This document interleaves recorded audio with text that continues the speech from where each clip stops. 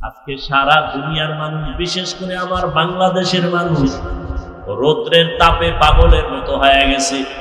এতটা সূর্যের গরম বেড়ে গেছে, আরো নাকি বাড়বে। মানুষগুলো বেকারার হয়ে যাইতেছে, বুড়া মানুষগুলো কষ্ট পায়, ঘরের মা বোনেরা কত কষ্ট। এসির বাতাসটা পর্যন্ত এখন ঠান্ডা নাই বললে চলে। আরো যদি গরমের মাত্রা বেড়ে যায়, না জানি কি উপায় হবে। সেদিন এক আল্লাহর বান্দা বলেন, উত্তরবঙ্গে এত পরিমাণ গরমের তাপ, রাস্তার যে পেজ গুলো ডালাই দেওয়া সব গইলে গেছে। গাড়ি চলে চাক্কার সাথে ওই পেজ গুলো লেগে যায়। এত গরম রে বাবা, যারা গুনাহ নিয়ে কবরে যাবে আল্লাহ পাক রব্বুল আলামিন তাদের সূর্যের গরমের মধ্যে ফালায় দিবে। এই সূর্যটা মাথার উপরে নেমে আসবে। সূর্যটা এখন 9,30,00,000 মাইল উপরে দূরের থেকে তাপ দেয়। কিয়ামতের ময়দানে মাথার উপরে যখন চলে আসবে, বলো বাবা তখন কি উপায় হবে? সূর্যের গরমে মাথার মগজগুলো টাস টাস করে ফুটে যাবে। ও আল্লাহর গোলাম, সূর্যের গরমে জমিনটা তামা হয়ে যাবে। অপরদিকে জাহান্নামের আগুনের গরম, নবীরা পর্যন্ত যাদের গুনাহ নাই কান্নায় বেকারার হয়ে যাবে। ও যুবক বাবারা, আল্লাহর কোরআনটা যদি মিথ্যা মনে করো প্রমাণ দাও, একটা ভুল বের করে দাও, এখন দাড়ি ফালায় দিব, নামাজ বন্ধ করে দিব, কোরআনগুলো জ্বালায় দিব। আর যদি বলো না কেউ পারে না, আমরাও পারবো না, তো পায়ে দুইরা বললাম তওবা করো, ফিরে আসো। কোন দিন মরণ হবে জানা নাই। এমন একটা দিন নাই যে বাসের নিচে যুবকের লাশ নাই, পানির নিচে যুবকের লাশ, ঘুমের বিছানায় যুবকের লাশ। দিন দিন যুবকের মরণের খবর। ও বাবারা, কয়দিন আর দুনিয়াতে বাহাদুরি করবা, বাঁচবা? এখন থেকে তওবা করে নাও। মরিয়া গেল আর নামাজ ছাড়বা না, মা বাবারে আর কষ্ট দিবা না। উলামায়ে কেরামের পরামর্শ নিয়ে নবীর তরিকা মানিয়া চলবা, মুরব্বীদের দোয়া নিয়ে চলবা, খারাপ ব্যবহার করবা না। আল্লাহর কাছে মনে মনে বলো আর ডাকো, হে মালিক, আপনার হায়াতের মালিক, আপনি রিজিকের মালিক, আপনি ইজ্জতের মালিক। ও আল্লাহ, জীবন ভর কত অন্যায় করেছি, আপনি রাগ করিয়া পানি বন্ধ করেন নাই, আপনি বাতাস বন্ধ করেন নাই, বেইজ্জতির লানতের মালা গলায় দেন নাই। আজকে ভুল বুঝতে পেরেছি, আর কোনোদিন অপরাধের কাছে যাব না। নামাজ কত ছাড়লাম, আজকে থেকে ছাড়বো না। বেপরদায় চললাম, আজকে থেকে আর চলবো না। মা বাবার দোয়া নিয়ে চলবো, উলামায়ে কেরামের পরামর্শ নিয়া নবীজির তরিকা মেনে চলবো। তওবা সবার কপালে নসিব হবে না। আল্লাহ যাদের কবুল করবেন তারা তওবা করবে। নবীজি বয়ান করছেন নির্ভেজাল বয়ান। আবু জাহাল কালেমা পড়ে নাই, আর ওমরের মতো বান্দা নবীকে জবাই করতে আসিয়াও কালেমা পড়ে ফেলেছে। এই জমিন আবু জাহালের মতো কিছু পাথরওয়ালা অন্তরের মালিক হাজারো বয়ান শুনে তওবা করবে না, বরং বাইরে গিয়া আরো সমালোচনা করে গুনাহ করবে। আর একদল ওমরের মেজাজওয়ালা মানুষ, এদের অন্তরের মধ্যে হঠাৎ যখন ভয় চলে আসবে, আরে আমি তো দুনিয়া চিরদিন থাকবো না, আজকে আমার মা বাবা ভাই বোন বাড়ি গাড়ি টাকা পয়সা যাই দেখি, মরণকালে সাদা কাপড় ছাড়া কিছুই সঙ্গে যাবে না। ওই বাসবাগানে আমাকে রেখে সবাই চলে যাবে। ওই অন্ধকার কবরে গুনাহ নিয়ে গেলে দুই পার্শ্বের মাটির চাপ, ওই কবরে জাহান্নামের গরম, একটা বেতের বাড়ি সইতে পারি না, মশার কামড় সইতে পারি না। গুনাহ নিয়ে কবরে গেলে মাটির চাপ কেমনে সহ্য করব? এইভাবে চিন্তা করিয়া কত আল্লাহর বান্দা তওবা করে ফেলবে, চোখে পানি আসবে। যাদের অন্তর তৈরি হয়ে গেল, আর নামাজ ছাড়বেন না, বেপরদায় চলবেন না, মা বাবারে কষ্ট দিবেন না, তওবা করে নবীর তরিকায় উলামায়ে কেরামের পরামর্শ নিয়ে চলবেন। যদি এরকম তওবার নিয়ত থাকে, অন্তরে কোনো মুনাফিকি না থাকে, যাদের নিয়ত অন্তরে খাঁটি, দুটো হাত আমার আল্লাহকে দেখায় দাও। আয় আল্লাহ, হাতগুলো কবুল করে নেন, তওবা কবুল করে নেন। আয় আল্লাহ, আমাদের তওবা কবুল করে নেন। তওবার উপরে মজবুত হইয়া চলার মতো তৌফিক দান করেন। শয়তানের ধোঁকা থেকে আমাদের হেফাজত করেন, আমিন।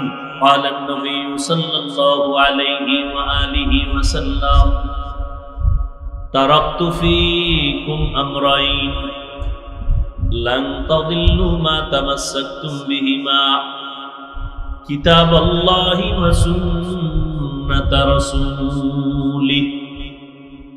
নবী চ্যালেঞ্জ দিলেন, ও উম্মতেরা, আমি বিদায় বেলা দুটো জিনিস তোমাদের মাঝে রেখে যাই। চ্যালেঞ্জ দিয়া গেলাম, যদি আঁকড়াইয়া ধরে রাখতে পারো তোমার জীবনেও দুনিয়ার হায়াতে ঈমান নষ্ট হবে না, লাঞ্ছিত হবে না, পথভ্রষ্ট হবে না। কয় জিনিস? এক নাম্বার, আল্লাহর কোরআন কিতাবটারে আঁকড়াইয়া ধর। দ্বিতীয় হল আমি নবীজি রেখে যাওয়া সুন্নতের আঁকড়াইয়া ধরো। আল্লাহর কসম, ১৫০০ বছর পর এই জমিনের দিকে তাকায় দেখেন, আজও গোটা দুনিয়ার মধ্যে ইসলামের দুশ্মন কম না বেশি? আওয়াজ দেন, অনেক বেশি। কি? ইহুদিরা ইসলাম চায় না, খ্রিস্টান চায় না, বৌদ্ধরা এক কথায় কেউই চায় না, এমনকি নামদারি মুসলমানেরাও চায় না। বলে কোরআনের আওয়াজ বন্ধ করো, ঠিক না? ঈদ উল ফিতর গেল, ঈদের রাতে কি পরিমাণ গান বাজছে, ডেক সেট চালাইছে, কেউ একটা ডাক লয় নাই। কেউ বলে না এত আওয়াজ দিয়া কেন ডেক সেট চালাও, ঘরের বাচ্চাগুলো ভয়ে কান্না করে, বন্ধ করো, সাউন্ড কমাও। কিন্তু এমনও মুসলমান আছে যারা বলে কোরআনের আওয়াজে বাচ্চার কষ্ট হয়, তাড়াতাড়ি সাউন্ড কমাও।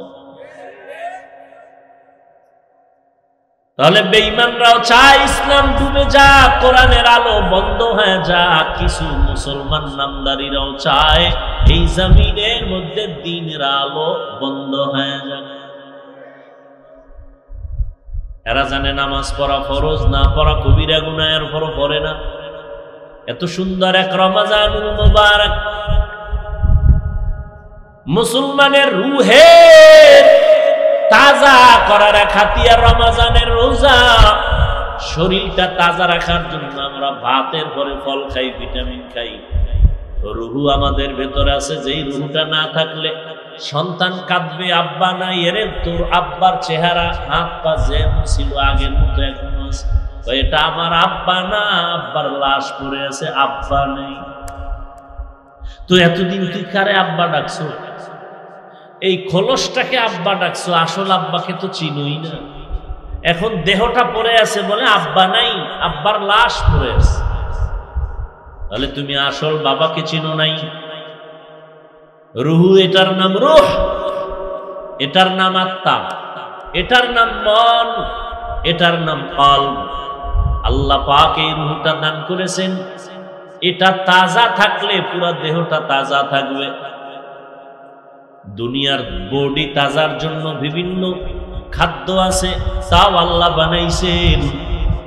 ওই খানা নিয়ম ছাড়া খাইলে আবার দেহটা অসুস্থ হয়, জ্বর হয়, ঠান্ডা লাগে। আবার এই দেহটা চিকিৎসার জন্য বহু ডাক্তার আছে, এমবিবিএস, এফআরসিএস, এফসিপিএস ডাক্তার, আবার হোমিওপ্যাথিক আর এক লাইনের ডাক্তার, আবার কবিরাজি চিকিৎসা, ইউনানি চিকিৎসা, আয়ুর্বেদিক চিকিৎসা, সবগুলো দেহের চিকিৎসক। আমাদের দেহের থেকে আসল জিনিস রূহ, ওই রূহটাও আল্লাহ পাক বানাইছেন, এটারও খাদ্য আছে। ওই খানাও যদি খাও রূহ তাজা থাকবে, তবে নিয়ম ছাড়া খাইলে রূহটা দুর্বল হবে, অসুস্থ হবে। ওই রূহ অসুস্থ হলে দুনিয়াতে যতদিন থাকো রূহের চিকিৎসা করো, রূহের চিকিৎসা করো, তাহলে রূহ তাজা হবে। রূহের চিকিৎসার ডাক্তারও আছে বিভিন্ন রকম। কিয়ামত পর্যন্ত এই রূহের চিকিৎসার জন্য একদল ডাক্তার জমিনে থাকবে, তাদের নাম ওয়ারাসাতুল আম্বিয়া, নবীর ওয়ারিস, উলামায়ে আহলে হক। এদের একমাত্র কাজ হলো মানুষের রূহে চিকিৎসা করবে। ঔষধ কি? ঔষধ দুইটা, আল্লাহর কোরআন দিয়া সুন্নতের ঔষধ দিয়া রুহটারে তাজা রাখবি। রোজা রাখবেন, এটা রুহের ঔষধ। নামাজ পড়বেন, এটা রুহের ঔষধ। জিকির করবেন, রুহের ঔষধ। আল্লাহ কোরআনের মাধ্যমে দিলেন, ওয়ানুনাজ্জিলু মিনাল কুরআনি মা হুয়া শিফা, ওয়ানুনাজ্জিলু মিনাল কুরআনি মা হুয়া শিফাউন ওয়া রাহমাতুল লিল মুমিনিন। আল্লাহ বলেন, আমি কোরআন থেকে অল্প অল্প বারবার অবতীর্ণ করেছি ওই জিনিস যেটা ঔষধ। আল্লাহ কোরআন থেকে বারবার অবতীর্ণ করছেন ঔষধ। এরে নবীরা আশেক, এই রুহের চিকিৎসার জন্য আজ উলামায়ে কেরাম দারে দারে গরুর দুরান, তাবলীগওয়ালাদের মেহনত রুহের চিকিৎসা, পীর সাহেবদের মেহনত রুহের চিকিৎসা। এই ওয়াজ মাহফিলের আয়োজন হলো রুহের চিকিৎসা। রমজানুল মুবারক রুহের চিকিৎসা। কিন্তু এই রমজান চলে গেল, কত আল্লাহর বান্দা আছে এখানেও বসা আছে, রোজা পাইছে, রমজানে রোজা রাখে নাই। কিছু কিছু কুলাঙ্গারেরা বলছে, রোজা রাখবো কেন, ভাতের টান আছে আমার ঘরে। আমরা কি ভাতের অভাবে রোজা রাখছি? আমরা রোজা রেখেছি আল্লাহর সান্নিধ্য অর্জন করার জন্য। রোজার মাধ্যমে তাকওয়া অর্জন হবে। ইয়া আইয়ুহাল্লাযীনা আমানু কুতিবা আলাইকুমুস সিয়াম কাল্লাযীনা মিন ক্বাবলিকুম লাআল্লাকুম তাত্তাকুন। তাকওয়া অর্জন করার জন্য আল্লাহ রোজা দিয়েছেন। রোজা, তাকওয়ার দাম কত? তাকওয়ার যে অর্জন করবে সে দুনিয়াতেও বাদশা, পরকালে বিনা হিসাবে জানবে। যাদের মধ্যে আল্লাহর ভয় আছে, তাকওয়া আছে, বেঈমানরা যত বিরোধিতা করুক সামনে আসলেই দোয়া চায়, দোয়া।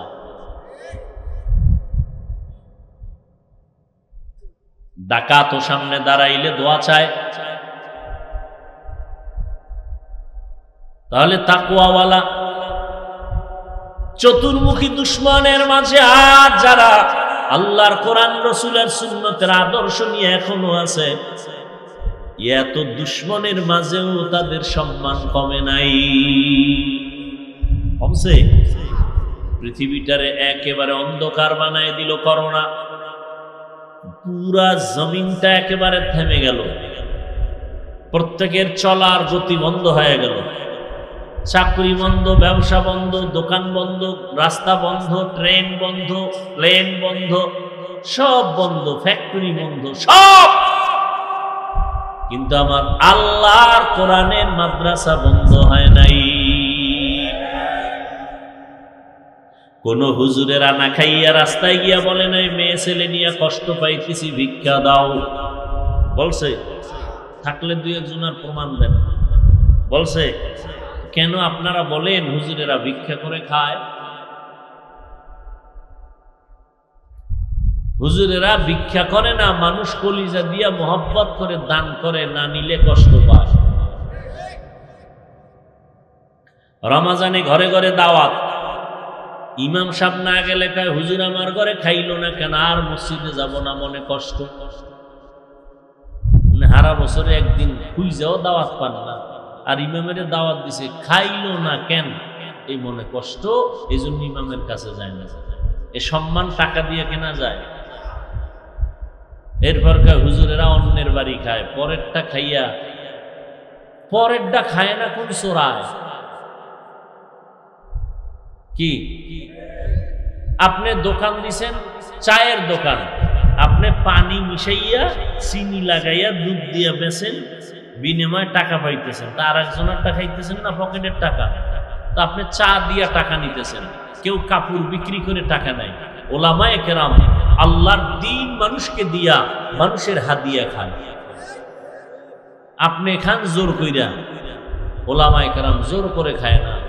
ওলামায়ে কেরাম একদিকে মানুষের পেছনে কুত্তার মতো মেহনত করে, গাধার মতো মেহনত করে, বিনিময় কিচ্ছু পায় না। কত দেন একজন ইমামের মাসে? দেন কত?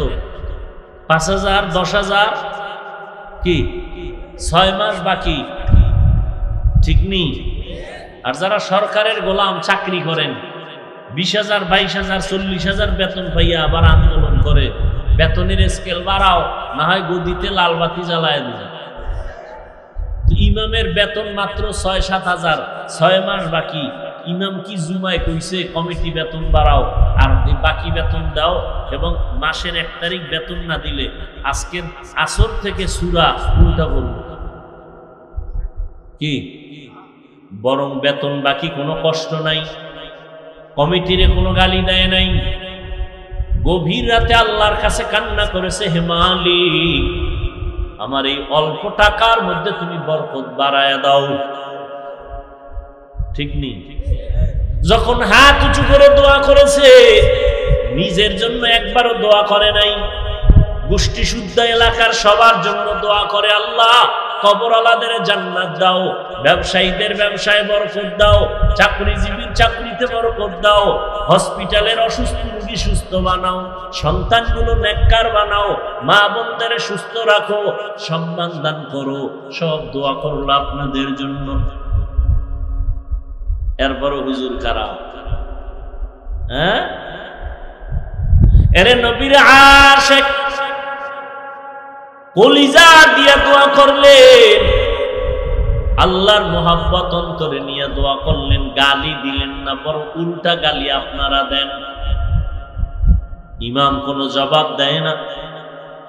এরে নবীর আশিক এত কষ্ট করে জীবন চালায়, কোনোদিন ভিক্ষাও করলো না। মহামারী করোনায়, বাবায় করোনায় আক্রান্ত, মরিয়ে গেছে। এই যুবক, নিজেরে খুব মাস্তান মনে করো না, আর আমাকে হুজুর বোকা মনে করো না।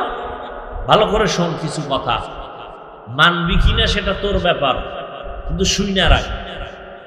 মহামারী করোনায় বাবায় আক্রান্ত হইয়া মরিয়া গেছে। শিক্ষিত সন্তান লোক দিয়া নিজের হাতে ধরে নেয় লাশ, করোনা, লোকের টাকা দিয়া। এরপরে বলছে এটারে রশি লাগায় টাইনা রাস্তায় নিয়ে ফালায় রাখ। রাস্তায় ফালাইয়া দরজা লক করে দিছে, জানালা বন্ধ। বাবার লাশটা রাস্তায় ফালাইয়া দিছে, কুত্তায় খাইছে লাশটা, না জানাজা হয়েছে, একবারও সন্তান আর খবর নেয় নাই। করোনা। আর এই শত শত লাশ আমার দেশের পুঁজিওয়ালারা কাঁধে নিয়া গোসল করাইয়া, কাফন করাইয়া, দাফন করাইয়া কবর করলো। একজন টুপিওয়ালা হুজুরেও করোনায় মরে না।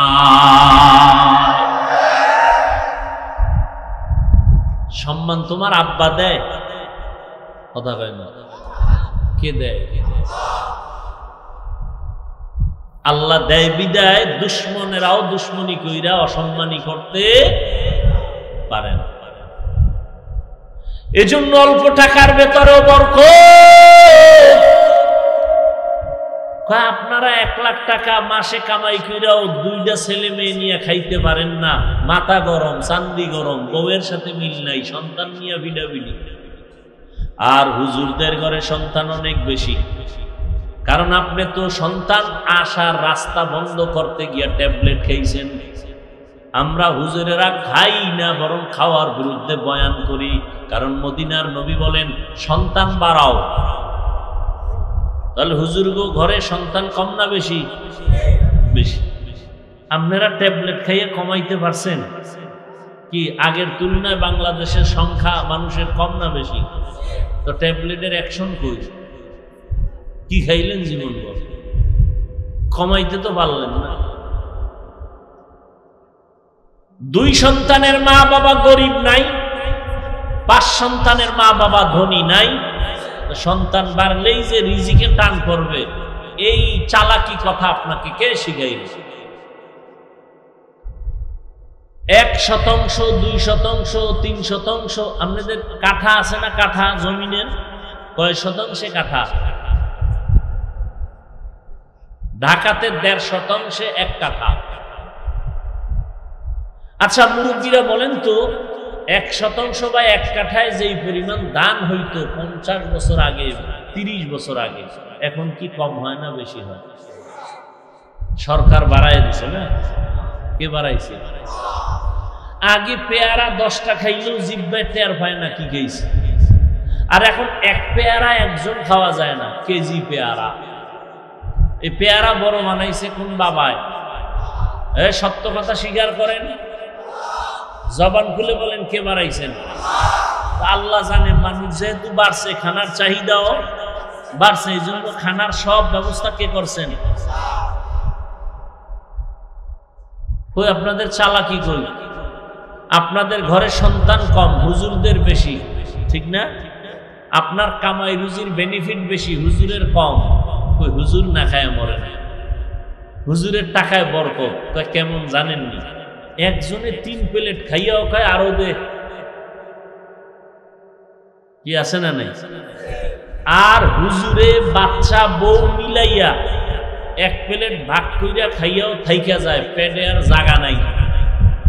এর নাম বরকত, এর নাম বরকত।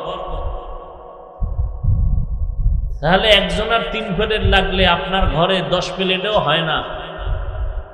তাহলে আপনি 1 লাখ কামাই করেও হুতাশা, পেরেশান। আর ইমামের ঘরে 10 সন্তান, 1 প্লেট লাগে না। বিসমিল্লাহ কইয়া টুপিটা বইরা হাত 2টা ধুইয়া সুন্নতি দস্তারখানে যখন লোকমাটা দিছে, দিয়া 1 লোকমা খাইয়া কয় লাকাল হামদু ওয়া লাকাশ শুকর। ও আল্লাহ, তোমার গুণগান গাইতেছি, তোমার কৃতজ্ঞতা স্বীকার করতেছি। আল্লাহ কয় অল্প খাওয়ায় বরকত। মানুষ 3 প্লেট খাইয়াও পেট ভরে না, তুই 1 প্লেটের অর্ধেক খাইলেই পেট ভরে যাবে। এ বরকত কে দেয়? আল্লাহ দেয়। এই বরকত এখনো আছে না নাই? আচ্ছা দেখেন তো, রমজানে নগদ একটা প্রমাণ। রমজানে ইফতারি টাইম বাকি আর আধা ঘন্টা, পেটে ক্ষুধা আছে না নাই? পানির পিপাসা আছে না নাই? 10 জনে একত্রে ইফতারি করবে, খানা 10টা প্লেটে রেডি, শরবত রেডি, বুট পেঁয়াজ মুড়ি রেডি, আরো অনেক কিছু।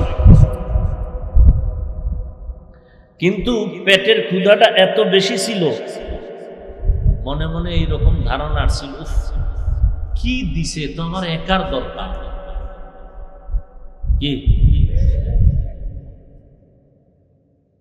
মনে মনে কয় 2 জন যদি কইতো যে আমি আর এক জায়গায় যাই, তার 2 প্লেট আমি পাইতাম, ঠিক নেই? কি পরিমাণ ক্ষুধা বুঝেন? আল্লাহর কুদরতটা দেখেন তো, বরকত কি জিনিস। আজান দিছে, বিসমিল্লাহ কইয়া শরবতের গ্লাসটা টান দিছে, দেওয়া মাত্রই ক্ষুধা নেই, নিজের প্লেটের খানা খাইতে পারতেছেন না। এর নাম বরকত। ইয়া ইলাহি तू मेरा माबूद है, या इलाही तू मेरा माशूक है।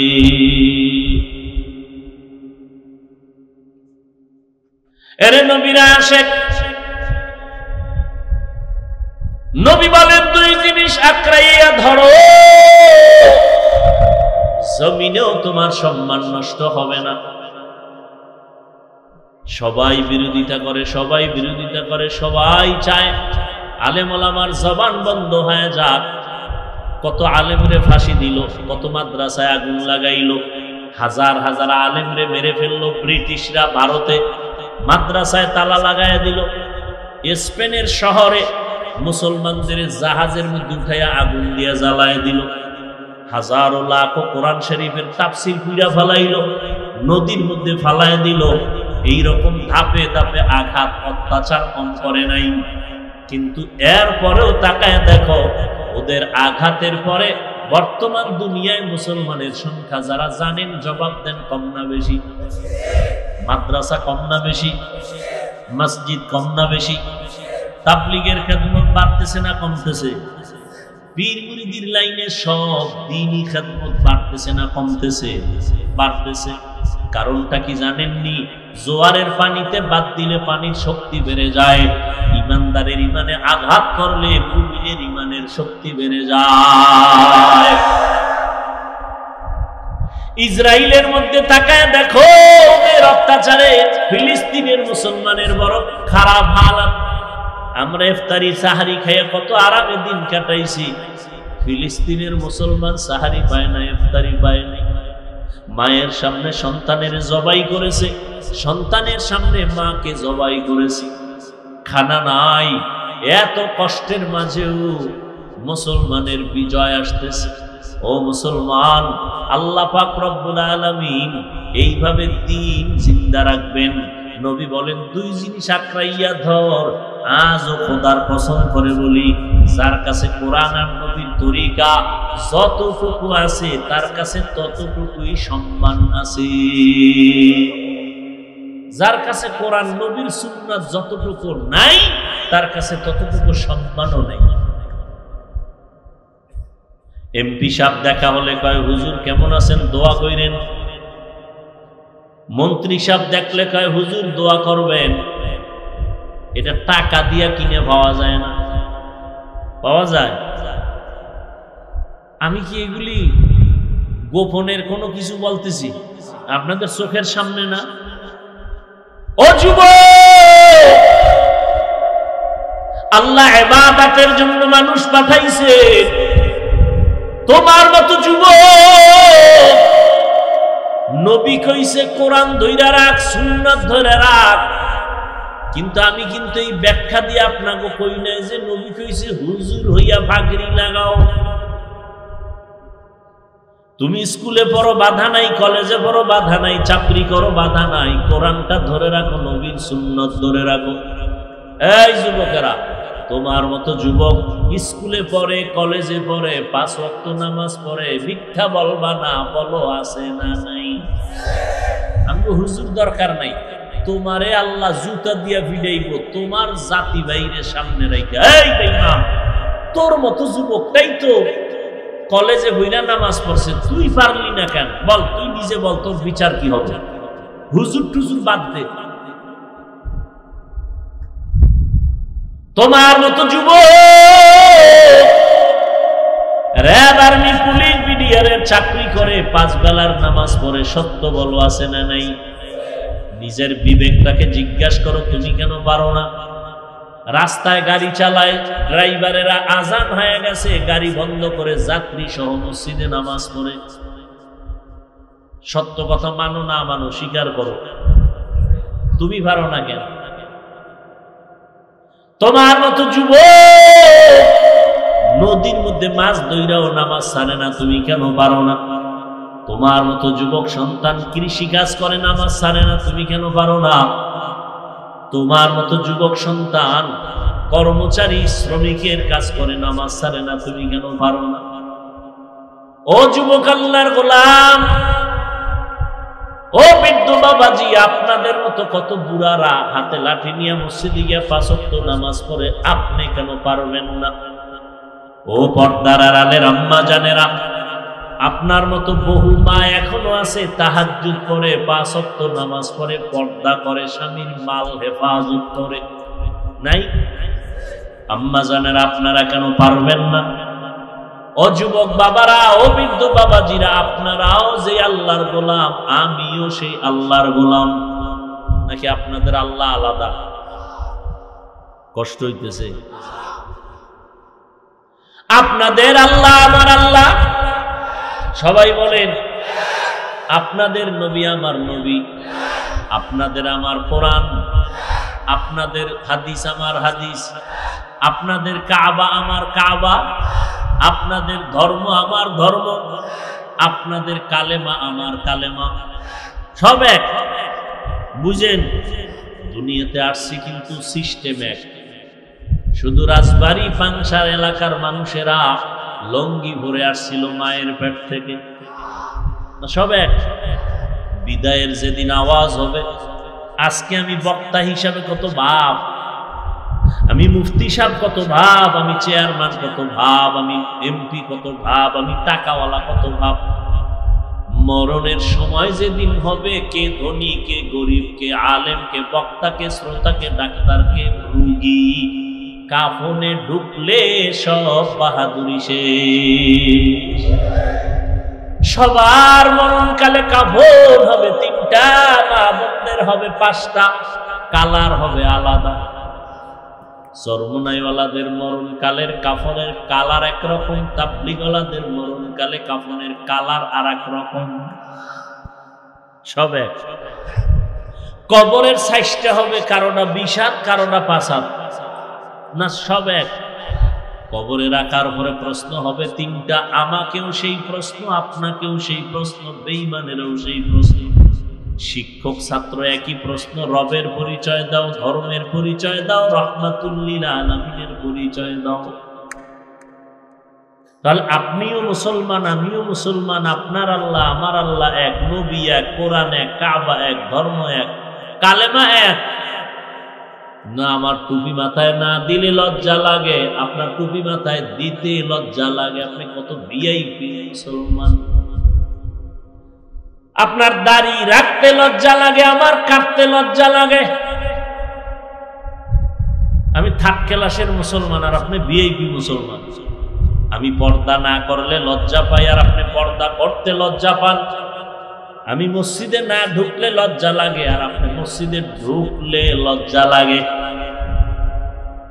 কেমন নিমক হারাম আপনি, লজ্জা শরমও করে না, আবার বাহাদুরি করেন আপনি। হুজুর গোছে ভালা, দিল পরিষ্কার না। চেয়ারম্যান সাহেব কিন্তু বলে গেছে একটা পয়েন্ট, সুদের বিষয়। পৃথিবীতে নিকৃষ্ট মানুষগুলো, আল্লাহ 2 দল মানুষের অভিশাপ দিয়েছেন। আল্লাহ কেমন অভিশাপ দিছে? এই বেঈমানগুলো রেডি থাক, আমি আল্লাহ নিজে তোদের সাথে যুদ্ধ করব, রেডি থাক। কয় দল? এক দল সুদখোর, আর এক দল ওলিয়া উলিয়া মানে না যারা, তাদের ব্যাপারে। এক দলের কথা আছে কোরআনে, আর এক দলের কথা আছে বুখারী শরীফে। সুদের খাতায় যাদের নাম থাকবে ওরা হজ করলে কবুল হবে না, ওরা কোরআন পড়লে কবুল হবে না, ওরা মোনাজাত দিলে আল্লাহর কসম একটা মোনাজাত কবুল হবে না। সুদের খাতায় নাম রাইখা যত কোটি টাকা দিয়া মাদ্রাসা বানায় 1 টাকারও সওয়াব পাবে না। মসজিদ বানাইলে কোনো সওয়াব নাই, বরং তওবা না করিয়া মরলে চিরস্থায়ী জাহান্নামে। কয়দিন? জীবনে কোনো দোয়া কবুল হবে না, মোনাজাত কবুল হবে না, তওবা না করা হবে না। এরপরও সুদ আছে না নেই? এই বয়ান তো এখন নাই বললেই চলে।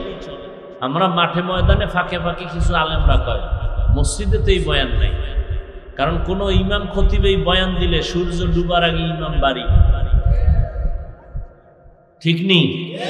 কারণ শিয়ালের হাতে মুরগি রাখলে যা হওয়ার তাই।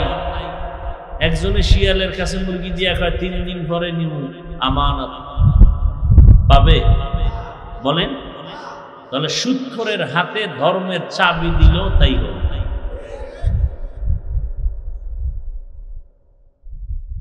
আহা, আমাদের আল্লাহ এক, নবী এক, কোরআন এক, সত্য ধর্ম, সত্য আল্লাহ, সত্য নবী সব মানি। অথচ এই রোজার মাস রোজা রাখে নাই মুসলমান। আবার একদল রোজা রাখছে তারাবি পড়ে নাই, আছে না? আবার একদল তারাবি পড়ছে পুরাটা পড়ে নাই। দেখেননি কোয়ালিটি কেমন? কেউ ভাই আপনি পুরাটা পড়েন না কেন? ওমরে ফারুক রসুলের সাহাবীর সাথে আমার একটু ঘুমের ঘরে দ্বন্দ্ব হয়েছে। আমি নবী মানি, ওমরে ফারুক নবীর সাহাবীরে মানি না। হ্যাঁ, একজনে যদি হাফিজ ভাই আপনারে আমি খুব মহব্বত করি, যা চান তাই দিব, আপনার ছেলের আমি 1 সেকেন্ডের জন্য দেখতে পারি, মহব্বত বাড়লো না কমলো?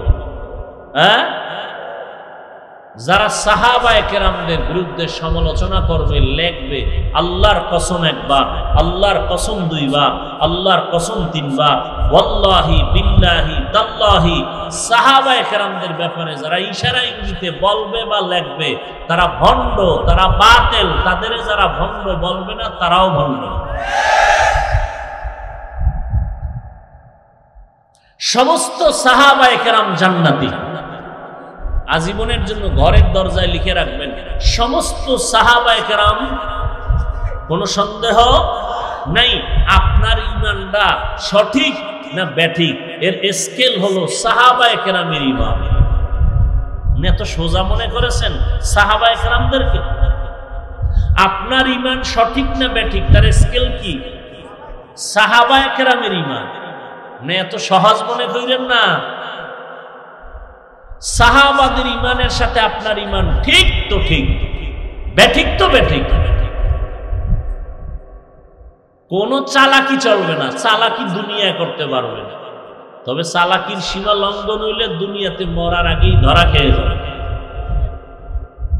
কারণ হাদিসে আছে দুইটা অপরাধ যদি দুনিয়াতে মানুষ করে ফেলে শাস্তি মরার আগেই শুরু। এক অপরাধের নাম জুলুম, আর এক অপরাধের নাম মা বাবার সাথে বেয়াদবি। قال النبي صلى الله عليه وآله وسلم اثنان يعجلهما الله في الدنيا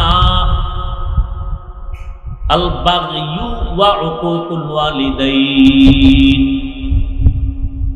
তো আমি যে কথা নিয়ে বয়ান শুরু করেছিলাম, ইবাদত, নামাজ পড়া ইবাদত না, রোজা রাখা ইবাদত, শুধু এতটুকু না। স্কুলে পড়ো, কলেজে পড়ো, ডাক্তার হও, ইঞ্জিনিয়ার হও, লেখাপড়া করো, সব ইবাদত যদি নবীজির তরিকায় হয়। আর নবীর তরিকা বাদ দিয়ে যদি নামাজও পড়ো, এও গুনাহ। একজনে মাগরিবের নামাজে দাঁড়াইয়া 3 রাকাত ফরজের শেষে চিন্তা করে আল্লাহরে মহব্বত কইরা আরো 2টা সিজদা বাড়াইয়া 4 রাকাত বানাই, বেজোর রাইখা লাভ কি? আল্লাহর জন্যই মহব্বত কইরা 2 সিজদা বাড়াইয়া আর একটা রাকাত বাড়াইয়া জোর বানাইয়া 4 রাকাত পড়ছে মাগরিব, সওয়াব বেশি হবে না নামাজ বাদ? কারণ কি? নবীর তরিকায় ওই 1 রাকাত বাদ না সব বাদ? সব বাদ। আল্লাহ কয় নতুন করে দাঁড়ায় কানে ধর, কানে ধরে নতুন করে বল, বেদবি করলি কেন? আমার মোহাম্মদ কে জানো তুই? মুসা নবী আমার বন্ধু, ঈসা নবী আমার বন্ধু, ইব্রাহিম নবী আমার বন্ধু, ইসমাইল নবী আমার বন্ধু, সব নবী আমার বন্ধু। আমার মোহাম্মদ আমার বন্ধু। আদম সফিউল্লাহ, ঈসা রূহুল্লাহ, মুসা কালিমুল্লাহ, ইসমাইল জবিহুল্লাহ, ইব্রাহিম খলিলুল্লাহ। আমি ভালোবাসা এক একজনের এক একটা পদবি দিছি, কিন্তু হাবিবুল্লাহ কাউকে দেই নাই। কারণ সব নবী রাসূল সব আমি আল্লাহ তাআলার আশিক, আর আমি আল্লাহ নিজে হলাম মুহাম্মদের আশিক। অতএব ওই নবীর তরিকা বাদ দিয়া মাস্তানি করবি, তোর দুনিয়াও বরবাদ, আখিরাতও বরবাদ। সব নবী আমি আল্লাহর আশিক, আমি আল্লাহ কার আশিক? ঠিক তেমনি ভাবে সমস্ত সাহাবায়ে কেরাম মুহাম্মদের আশিক, আর মুহাম্মদ আমার নবী ওমরে ফারুক সাহাবীর আশিক। এবার বুঝেন ওমরের দাম কত। সেই ওমর 20 রাকাত তারাবি সিদ্ধান্ত নিয়ে চালু করাইছেন জামাতে মসজিদে নববীতে। হাজার হাজার হাজার সাহাবাদের মিটিং কইরা আজও পর্যন্তই চালু হয়ে আসছে। আল্লাহ কোরআন শরীফে ওমরের পক্ষে আয়াত নাজিল করছেন, আর নবীরে বলছেন জিবরাইল নবীরে গিয়া কও ওমর যেই মতামত দিছে আমি আল্লাহ মেনে নিলাম, নবীকেও মেনে নিতে বলো। তারাবি না, অন্য বিষয়। তাহলে এবার বুঝেন ওমরকে আল্লাহ কি পরিমাণ ভালোবাসেন, নবীর বন্ধু। তুমি যাকে ভালোবাসো সে তোমার আসল বন্ধু না, যে তোমাকে ভালোবাসে সে তোমার আসল বন্ধু। এই ভালোবাসার পাগলেরা পাগলে দৌড়াইতেছে। মায়ের গুল্লি মারি, বাপের গুল্লি মারি, ওই রাস্তার ফেতনি ভাইছে, ফেতনির লগে চলে যাবে, মরবে এক। তোর এক পাপের পাপির কারণে সবাই কষ্ট পাবে। এই শিশু বাচ্চার কোনো অন্যায় হয়, ওর অসুস্থতা কেন, ওর পাও ভাঙ্গে কেন? বাবার অপরাধ, মায়ের অপরাধ, ভাই বোনের অপরাধের কারণে বাচ্চা কষ্ট পায়।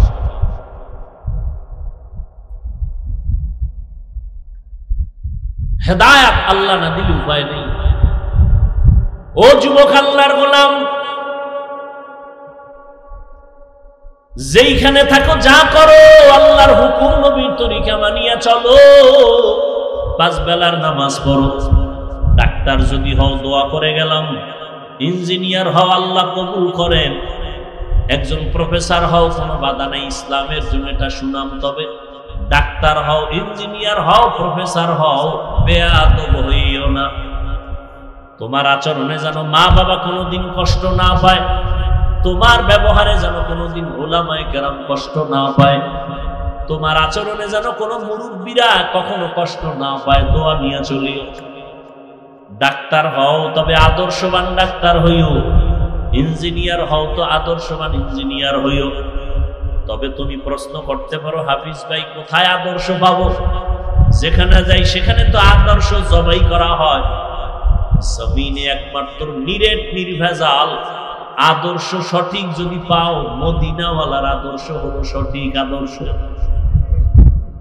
ওই আদর্শটা গ্রহণ করো। আর এই বিষয় আদর্শ খুঁজতে গেলে আম্মাজানের কাছে যাইও, তোমার কলিজার মা।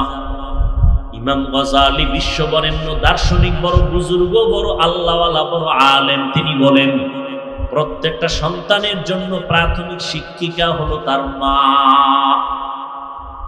ও পর্দার আড়ালের আম্মা জানেরা, এই দুনিয়াতে যত ভালো ভালো সন্তান আছে সব হলো আপনাদের অবদানের কারণে।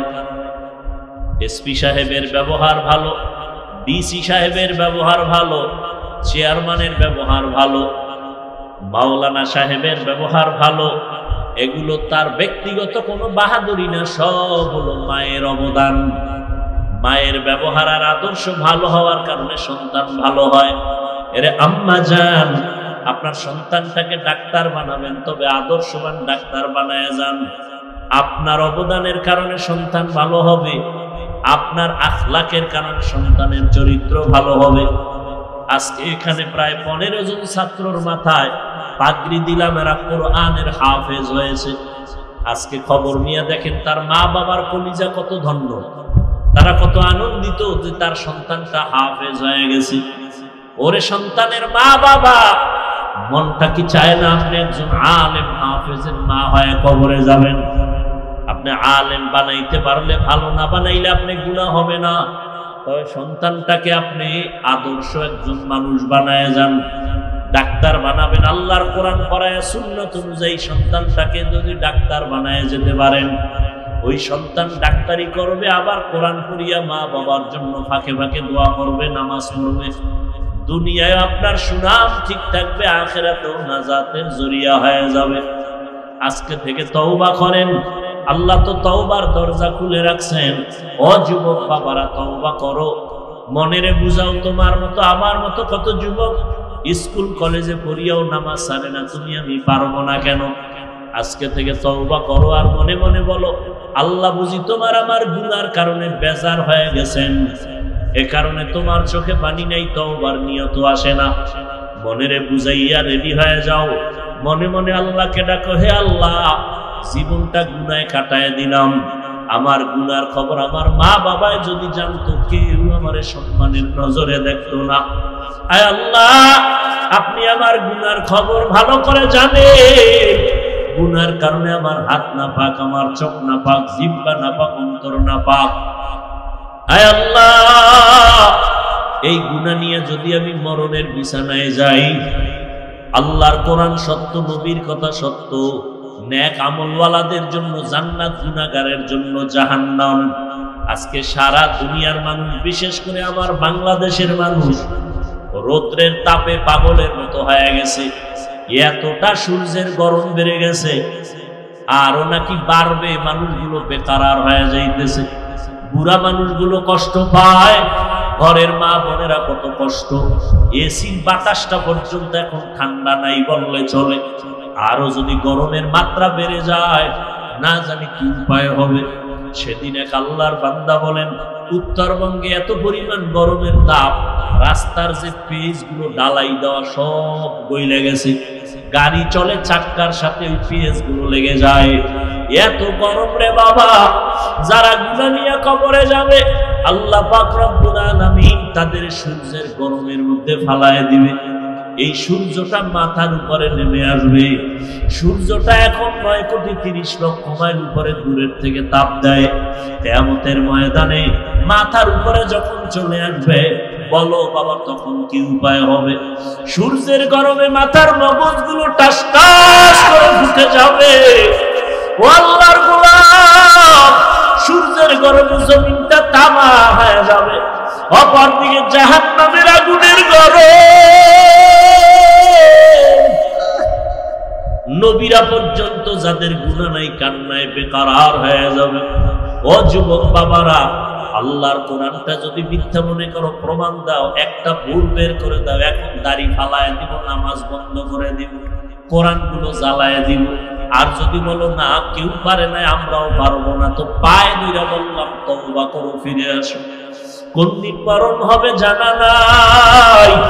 এমন একটা দিন নাই যে বাসের নিচে যুবকের লাশ নাই, পানির নিচে যুবকের লাশ, ঘুমের বিছানায় যুবকের লাশ। দিন দিন যুবকের মরণের খবর। ও বাবারা, কয়দিন আর দুনিয়াতে বাহাদুরি করবা, বাঁচবা? এখন থেকে তওবা করে নাও। মরিয়া গেল আর নামাজ ছাড়বা না, মা বাবারে আর কষ্ট দিবা না। উলামায়ে কেরামের পরামর্শ নিয়ে নবীর তরিকা মানিয়া চলবা, মুরব্বীদের দোয়া নিয়ে চলবা, খারাপ ব্যবহার করবা না। আল্লাহর কাছে মনে মনে বলো আর ডাকো, হে মালিক, আপনার হায়াতের মালিক, আপনি রিজিকের মালিক, আপনি ইজ্জতের মালিক। ও আল্লাহ, জীবন ভর কত অন্যায় করেছি, আপনি রাগ করিয়া পানিও বন্ধ করেন নাই, আপনি বাতাস বন্ধ করেন নাই, বেইজ্জতির লানতের মালা গলায় দেন নাই। আজকে ভুল বুঝতে পেরেছি, আর কোনোদিন অপরাধের কাছে যাব না। নামাজ কত ছাড়লাম, আজকে থেকে ছাড়বো না। বেপরদায় চললাম, আজকে থেকে আর চলবো না। মা বাবার দোয়া নিয়ে চলবো, উলামায়ে কেরামের পরামর্শ নিয়া নবীজির তরিকা মেনে চলবো। তওবা সবার কপালে নসিব হবে না। আল্লাহ যাদের কবুল করবেন তারা তওবা করবে। নবীজি বয়ান করছেন নির্ভেজাল বয়ান। আবু জাহাল কালেমা পড়ে নাই, আর ওমরের মতো বান্দা নবীকে জবাই করতে আসিয়াও কালেমা পড়ে ফেলেছে। এই জমিনে আবু জাহালের মতো কিছু পাথরওয়ালা অন্তরের মালিক হাজারো বয়ান শুনে তওবা করবে না, বরং বাইরে গিয়া আরো সমালোচনা করে গুনাহ করবে। আর একদল ওমরের মেজাজওয়ালা মানুষ, এদের অন্তরের মধ্যে হঠাৎ যখন ভয় চলে আসবে, আরে আমি তো দুনিয়া চিরদিন থাকবো না, আজকে আমার মা বাবা ভাই বোন বাড়ি গাড়ি টাকা পয়সা যাই দেখি, মরণকালে সাদা কাপড় ছাড়া কিছুই সঙ্গে যাবে না। ওই বাসবাগানে আমাকে রেখে সবাই চলে যাবে। ওই অন্ধকার কবরে গুনাহ নিয়ে গেলে দুই পার্শ্বের মাটির চাপ, ওই কবরে জাহান্নামের গরম, একটা বেতের বাড়ি সইতে পারি না, মশার কামড় সইতে পারি না। গুনাহ নিয়ে কবরে গেলে মাটির চাপ কেমনে সহ্য করব? এইভাবে চিন্তা করিয়া কত আল্লাহর বান্দা তওবা করে ফেলবে, চোখে পানি আসবে। যাদের অন্তর তৈরি হয়ে গেল, আর নামাজ ছাড়বেন না, বেপরদায় চলবেন না, মা বাবারে কষ্ট দিবেন না, তওবা করে নবীর তরিকায় উলামায়ে কেরামের পরামর্শ নিয়ে চলবেন। যদি এরকম তওবার নিয়ত থাকে, অন্তরে কোনো মুনাফিকি না থাকে, যাদের নিয়ত অন্তরে খাঁটি, দুটো হাত আমার আল্লাহকে দেখায় দাও। আয় আল্লাহ, হাতগুলো কবুল করে নেন, তওবা কবুল করে নেন। আয় আল্লাহ, আমাদের তওবা কবুল করে নেন, তওবার উপরে মজবুত হইয়া চলার মতো তৌফিক দান করেন, শয়তানের ধোঁকা থেকে আমাদের হেফাজত করেন। আমিন। আলহামদুলিল্লাহি রাব্বিল আলামিন, والصلاة والسلام على سيد الأنبياء والمرسلين وعلى آله وأصحابه أجمعين ইয়া আরহামার রাহিমিন, ইয়া আরহামার রাহিমিন, ইয়া আরহামার রাহিমিন। রব্বিরহামহুমা কামা রাব্বায়ানি সগীরা।